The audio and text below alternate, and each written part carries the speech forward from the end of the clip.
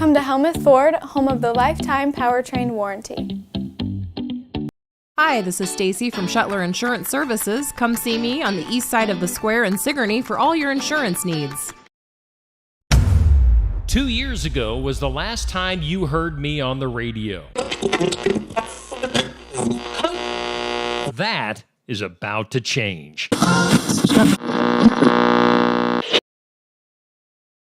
Kenny Falls returns to the Keswick Tavern at 117 South Iron Street in Keswick this Saturday, May 17th. Kenny will be playing from 8 to 11 p.m. No cover charge. It'll be a great time while listening to some fantastic music, all while having some drinks with your friends. It's this Saturday, May 17th from 8 to 11, Kenny Falls live at the Keswick Tavern, and there's no cover charge. Welcome back to the show! Welcome back to the show!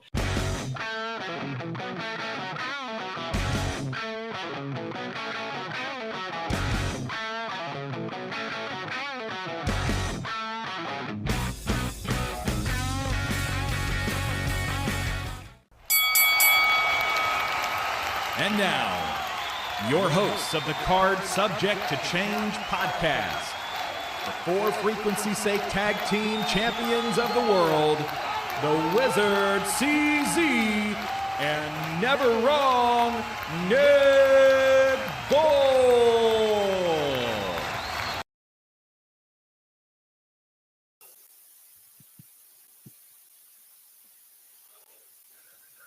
Hello, everyone, and welcome back to another exciting edition of the Card Subject to Change podcast, the podcast by the fan, for the fan, a very special late-night Saturday edition. Usually we come at you Sunday afternoon, but we have a pay-per-view to talk about. We'll get to that in just a few moments. Of course, I'm Never Wrong, Nick Bull. I'd be remiss if I did not introduce you to my co-partner. We are co-champs of the For Frequency's Sake Tag Team Network. He is the one, he is the only, he is the Wizard CZ. Wiz, how you doing, bud? Man, I am feeling good. What a good show we just watched. And, of course, we're here on the For Frequency's Sake Podcast Network. We are powered by Lopez Pizza, built by Durham Remodeling, and colored by Ryan Allison Tattoo. And, Nick, we're not alone on this venture tonight. We're not. Usually when we do a show at the Highview Studios, we like to make it a little special. And we've got a first-time guest of the show, longtime friend of both CZ and I. He is a good brother. He is brother Kyle Tobias. He is also a contributor for wrestling-online.com.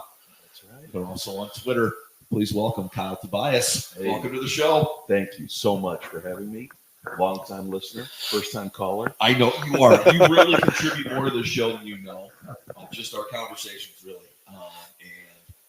We're not trying to gyp the viewer or listener tonight, but after this show, we're going to go down some rabbit holes on Peacock. So we're all pumped to that. I'm just very excited to have you here. Thank you. And just moments removed from Backlash, yeah, but merely seconds removed from just what happened before we went live on the show.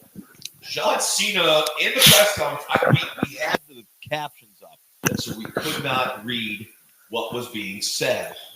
But you see R-Truth come out of stage what would have been left to Cena, and obviously disagrees with something Cena says.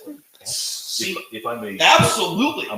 I'll fill in a little bit of detail. I'm going to turn the captions back on so we can see if anything happens. I think maybe the captions aren't on during the act, but more on that later. It looked like R-Truth basically said to him, a longtime fan, and he said, I know everyone's saying that Cena sucks, you can't wrestle, and he's just kind of saying that. Look, I know everyone's saying that in he's a critical way, but he was just pointing out what people were saying. Correct. That's all it was. Correct. But then Cena stepped up to him and said, "Ron, Ron Killings, yes, if you say one more word," and then that's where he's like, "I'm just trying to say," and then that's where Cena grabs him, and then you see the FU through the table in the middle of a presser. And that's a presser that, I know Wrestling Online, we try to get media credentials to be able to be part of that crowd.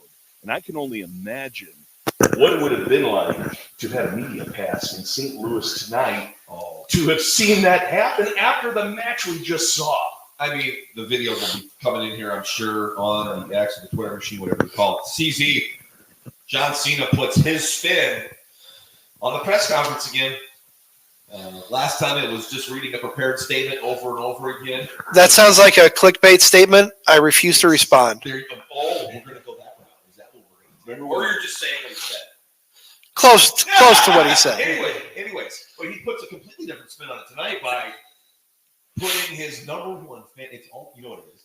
Which just reminded me, and I want to get your take on this, CZ, of like a smitten fan, overzealous fan, and a band member or a rock star being like, "We're done.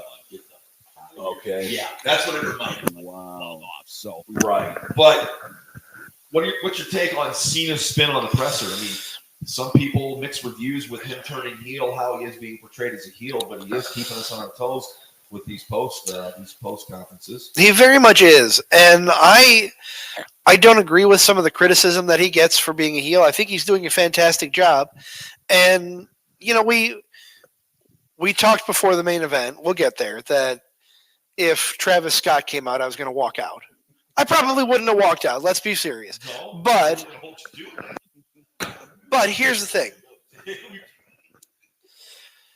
I think Travis Scott's involvement in Mania was the right move. I didn't like it at the time, but reflecting back, it goes with John Cena's motive, his agenda to ruin wrestling for everyone. How did he? Okay, how did he ruin wrestling?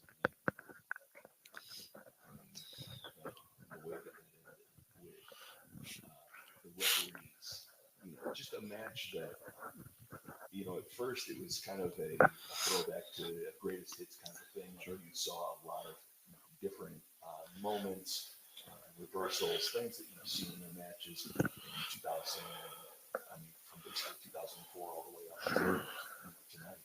And it's great because it started out like that, but then it descended into chaos. We were all talking about throughout the night, no ref. And then 3, 4 in that match alone. And so you throw all of that craziness into it. I think Cena's entire thing was, okay, I'm going to go out there, whatever match we have, it's intentionally it's not about the quality of the match. It's a fight, and refs are going to get hurt, and people are going to come out of the woodwork, and that's pretty much what happened. To the point where Nick Aldis did. It was a hit row of former independent wrestlers and backstage. It was Jamie Noble. You had Shane Helms there. I thought I saw Tyler Breeze, and if that was him, he took the best RKO of all of them. Okay, he looked like he did like a pure weapon. It was awesome. So kudos to him. But it was, and that's the thing. It goes back to Cody's match at Mania. Goes back to even Cena's involvement in the Chamber. It wasn't a 5-star affair. That people talk about and write about online. It was this match is just going into craziness, and Mania turned into craziness, right? And all of these things basically come together tonight. Turns into Ref Talk Mania. Turns into what we have now. Absolutely. What was your take on John Cena ruining wrestling tonight? For me, it didn't happen during the match. For me, it happened at the presser when he took out R-Truth. Okay, we're on to something here. Because, building up, Truth has been seen with Randy Orton backstage several times. And, of course, but... Right. Even, I can see Truth being the next feud. Maybe that happens at Saturday night's main event.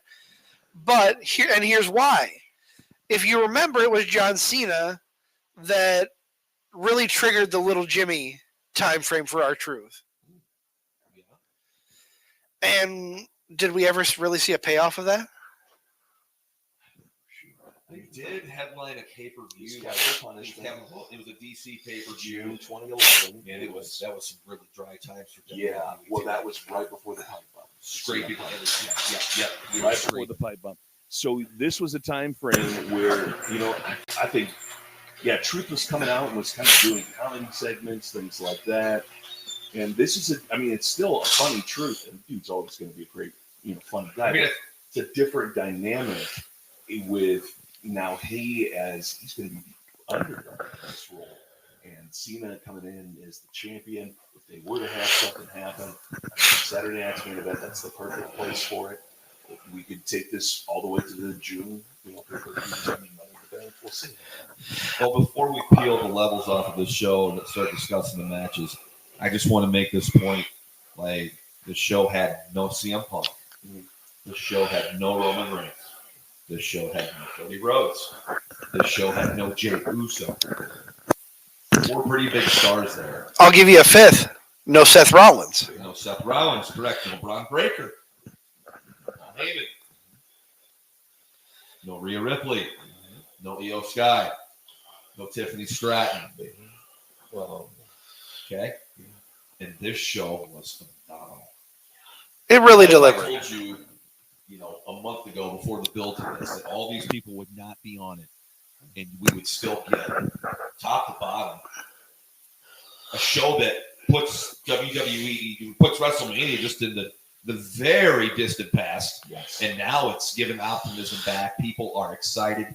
It's their best show of the year so far. I know we're only into quarter 2 now. Getting into quarter 2, if you look at it, whatever. And they just put on a tremendous product with a 5-match card. And the Nick Bull of 10 years ago would have hated that idea, right? Yeah. Pre-2-day WrestleManias. You were used to having, we got 8 matches. We were, thrilled. So, Well, sometimes overkill, where it was like 11, 12 matches. You still see that sometimes. and then you look at shows now, it's hard to get on WrestleMania. It's hard to get a Backlash pay-per-view, which isn't one of the major 4 or whatever, maybe 5 you want to call it. It's a B show. And for a B show, I thought we got an A+ in effort all around from all 5 matches. Oh, I don't disagree. I think you are correct. I mean, you are never wrong. So, That's right. got to point that out. He is never wrong, Nick Bull. That's correct.